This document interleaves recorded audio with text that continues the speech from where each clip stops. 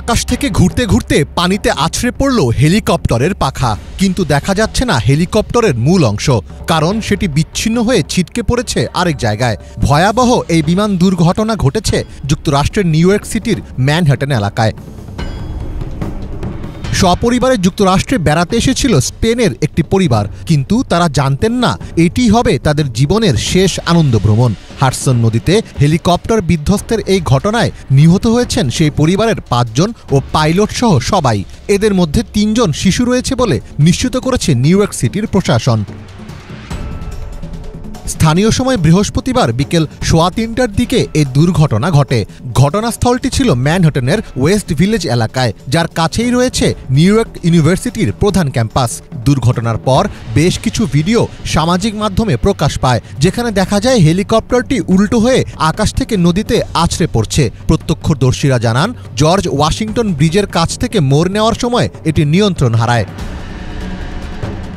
সংবাদ মাধ্যম CNN এর খবরে বলা হয়েছে, হেলিকপ্টারটি দুর্ঘটনার আগে প্রায় 16 মিনিট উড়েছিল।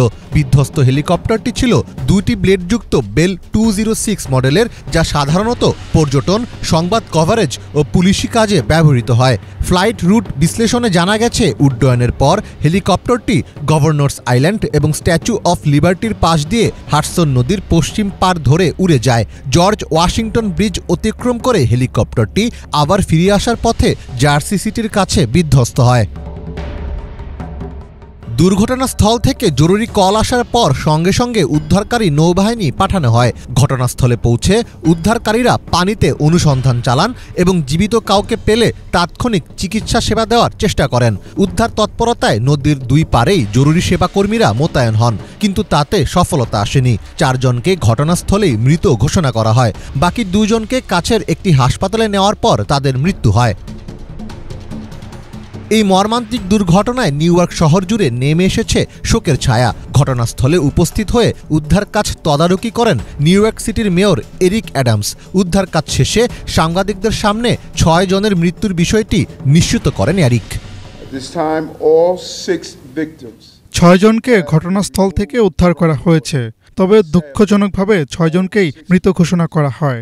আমরা তাদের পরিবারের জন্য প্রার্থনা করছি এবং উদ্ধারকারীদের প্রতি কৃতজ্ঞতা প্রকাশ করছি। উদ্ধারকারীরা যে সাহস এবং নিষ্ঠা দেখিয়েছেন, সেজন্য আমরা তাদের প্রতি কৃতজ্ঞ।